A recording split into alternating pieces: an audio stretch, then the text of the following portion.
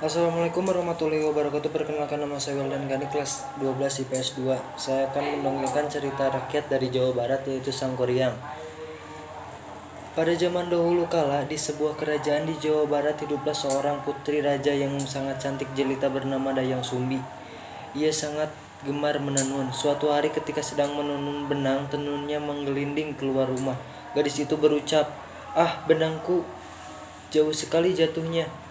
Siapapun yang mengambilkan batang tenunku, kalau perempuan akan kuangkat sebagai saudara, kalau laki-laki akan kujadikan dia suami." Tiba-tiba datanglah seekor anjing membawakan benang miliknya. Anjing tersebut bernama Situmang. Dayang Sumbi pun terpaksa memenuhi janjinya. Mereka pun menikah. Ternyata Situmang adalah titisan dewa yang dikutuk menjadi binatang dan dibuang ke bumi. Waktu berlalu, Dayang Sumbi pun hamil dan melahirkan seorang anak laki-laki yang tampan yang diberi nama Sangkuriang. Suatu hari Dayang Sumbi menyuruh Sangkuriang untuk berburu mencari hati kijang. Sangkuriang pun berangkat ke hutan ditemani anjingnya itu Situmang. Setelah berburu sepanjang hari, Sangkuriang tak mendapatkan seekor kijang pun. Ia juga kesal karena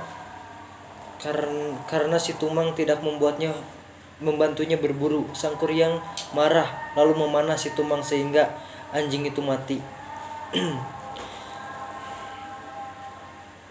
Setelah berburu sepanjang, Sangkuriang mengambil hati Situmang dan membawa pulang. Dayang Sumbi tidak percaya bahwa hati yang dibawa anaknya adalah hati seekor rusa. Akhirnya Sangkuriang mengakui bahwa itu hati Situmang.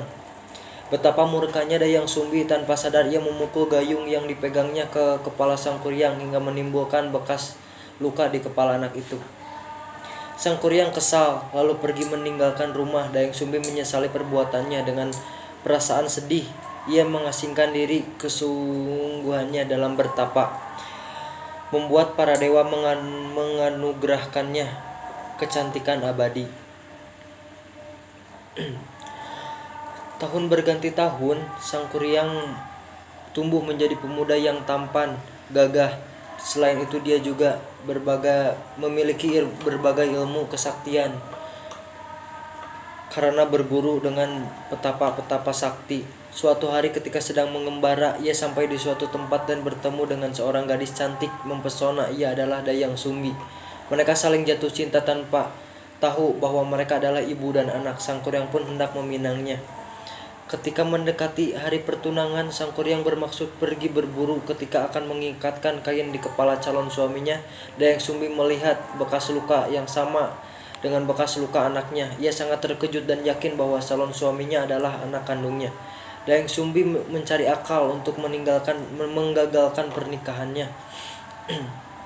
Ia mengajukan persyaratan, yaitu membendung sungai Citarum dan membuatkan sampan yang besar.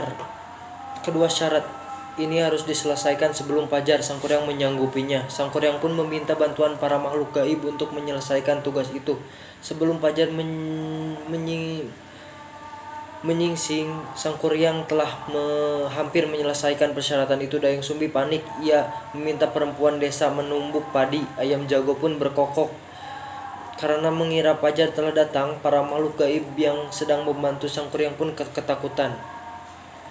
Sangkuriang pun sangat kesal, usahanya gagal. Sudah dengan marah ia menjebol tanggul yang telah hampir selesai dibuatnya. Akibatnya terjadilah banjir yang sangat besar melanda satu desa. Sampan yang juga telah jadi pun ia tendang sehingga terlempar jauh dan terbalik. Sampan besar itu lama-kelamaan berubah menjadi sebuah gunung yang kemudian diberi nama Gunung Tangkuban Perahu, yang artinya perahu terbalik. Pesan moral dari dongeng Tangkuban Perahu ini,